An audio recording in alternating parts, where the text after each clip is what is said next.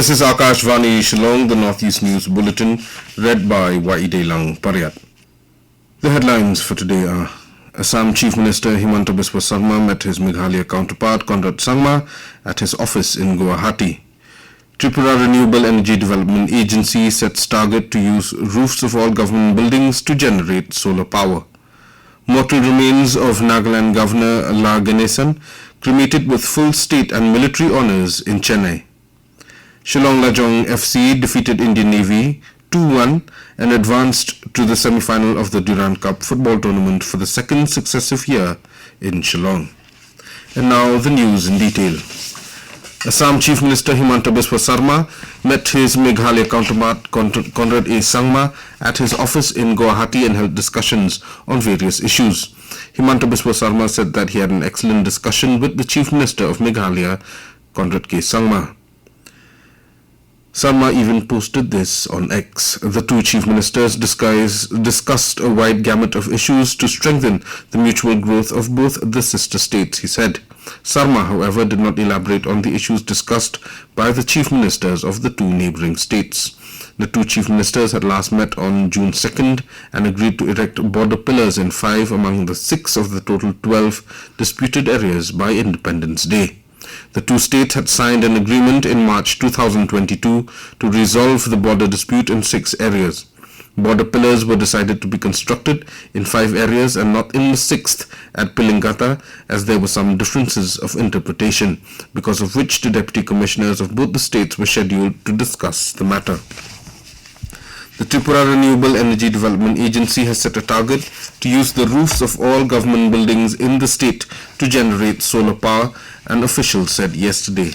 According to a recent survey, the northeastern state has around 2,000 government buildings. Around 70 megawatt power could be generated by installing rooftop solar panels, it showed.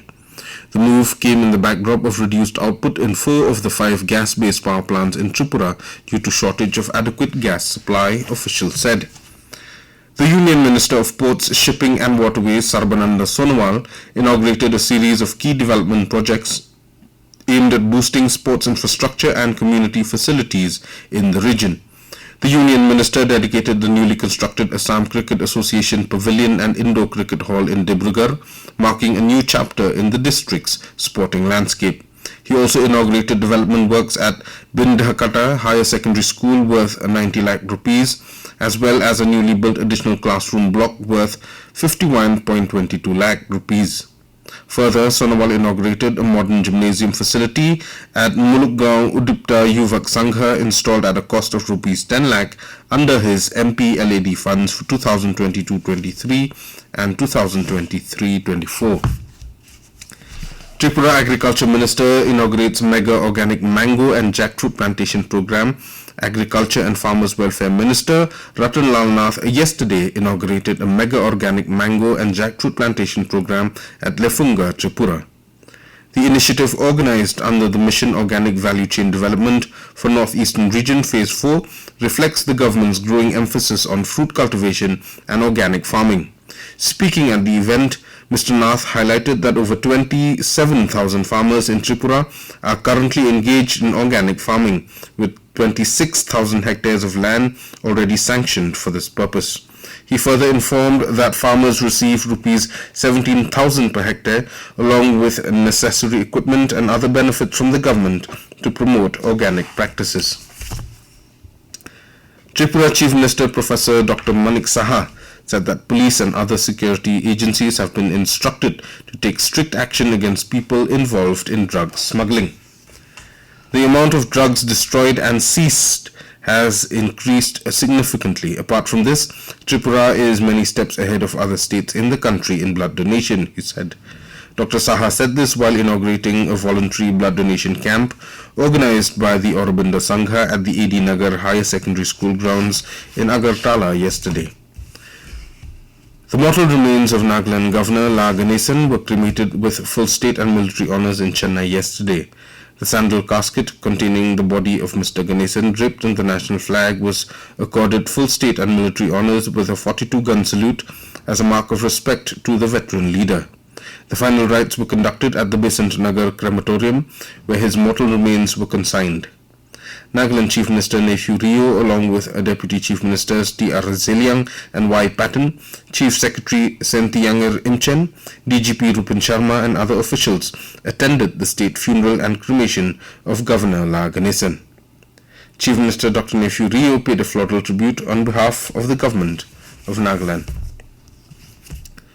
A solemn memorial service was held at Raj Bhavan, Kohima yesterday to honor the life, service, leadership and dedication of the late Nagaland Governor La Ganesan. The service was attended by members of the Nagaland Legislative Assembly who gathered to pay final respects and floral tributes to the departed leader. Assembly Speaker Sharangain Longkumer described the gathering as a fellowship of love and remembrance, expressing deep sorrow at the passing of the governor. In keeping with the Naga tradition where the home of the departed is never left empty, the speaker said the fellowship at Raj Bhavan was a gesture of solidarity with the governor's family. The governor of Arunachal Pradesh, Lieutenant General K.T. Parnaik, retired, has expressed grief over the sudden and untimely demise of the governor of Nagaland, Sri La Ganesan. Extending his condolences, the governor said late Ganesan was a venerable statesman and an exemplary leader and a devoted social activist who worked tirelessly for the welfare of the people and upheld the highest values of integrity and humility in public life. He called late Ganesan's distinguished service as governor of Manipur, West Bengal and Nagaland, as well as the warmth with which he connected with people across all walks of life. Late Ganesan visited Arunachal Pradesh in March of 2025. The North-East Frontier Railway and IIT Guwahati have collaborated to introduce biodegradable and compostable materials as a replacement for conventional plastic to ensure environmental sustainability, officials have said. As a pilot initiative, NFR has introduced eco-friendly green bedroll bags on its trains, replacing traditional plastic bags used for distributing linen to passengers. Developed at IIT Guwahati's in-house research and development facility, the bioplastic degrades in compost within a short time, according to an official release. In Arunachal Pradesh, under the Indian Army's Operation Sadbhavana initiative, an Arogyam Health and Wellness Center was inaugurated at Dajong in Tawang district yesterday. The center was inaugurated by Tawang Deputy Commissioner Namgyal Angmo. Equipped with basic life-saving facilities, the center aims to provide timely health support to villagers and tourists visiting the high-altitude regions of Thingbu, Mago, Jethang and Luguthang in the district. The Deputy Commissioner also expressed gratitude to the Indian Army for establishing the center and dedicating it to the villagers. The inauguration of the Arogyam Health and Wellness Center marks a significant step towards strengthening rural health care access and promoting wellness in the high-altitude areas of Tawang district. As part of a nationwide effort to sensitize citizens about the ill effects of substance abuse, a two-day drug awareness campaign was jointly organized by Narcotics Control Bureau and Central Bureau of Communication in Guwahati.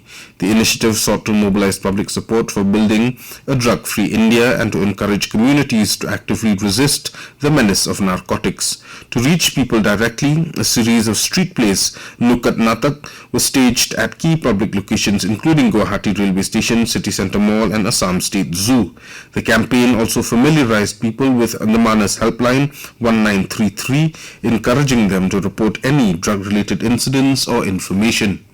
In Manipur, Krishna Janmashtami was celebrated across the state, marking the birthday celebration for Lord Krishna. The main celebration is being held at Sri Sri Govindaji Temple and ISKCON Mandir, both located in Imphal. A large number of devotees visited these temples to offer prayer to Lord Krishna, and Manipur Governor Ajay Kumar Bhalla inaugurated a seminar on Krishna Tattva, character building, and released a special souvenir and launched the official website of ISKCON. The governor said that qualities like kindness, purity, non-violence and compassion should guide daily living, especially at a time when globalization and technology bring new challenges. In sports, Shillong Lajong FC defeated Indian Navy 2-1 and advanced to the semi-final of the Durand Cup football tournament for the second successive year in Shillong yesterday. Second half goals from Damatphang Lingdo and Everbright Sansana Malempada gave the home side the victory after Vijay Marandi had given the Indian Navy the lead in the first half of the first quarter final match. Shillong Lajong will face defending champions Northeast United in the semi-finals in Shillong on August 19th in a repeat of last year's last four clash. In the other quarter-final match of the day, played in Assam's Kokrajhar, Northeast United overpowered Bodoland FC 4-0 in front of a packed Sai Stadium. Moroccan striker Alaeddin Ajarai scored in the 29th and 61st minute of the match. Spaniard Andy Garcia scored the 53rd minute goal and substitute Parthib Gogoi scored in the second minute of the extra time, adding their names to the scoresheet. In a proud display of unity, culture and patriotism, the Governor of Meghalaya, C.H. Vijay Shankar, hosted the state's traditional at-home reception at the historic Raj Bhavan to mark the 79th Independence Day of India. The gathering was attended by Chief Minister Conrad K. Sangma, members of the Legislative Assembly, senior officials, defence personnel, distinguished citizens and representatives from different walks of life. The elegant lawns of Raj Bhavan, glowing under the illumination of the tricolour, served as the backdrop for a meticulously organised ceremony that honoured India's legacy of freedom, showcased Meghalaya's cultural heritage and celebrated the achievements of exceptional individuals from across the country. With that, we end the Northeast News Bulletin from Akashvani Shillong. Have a nice day.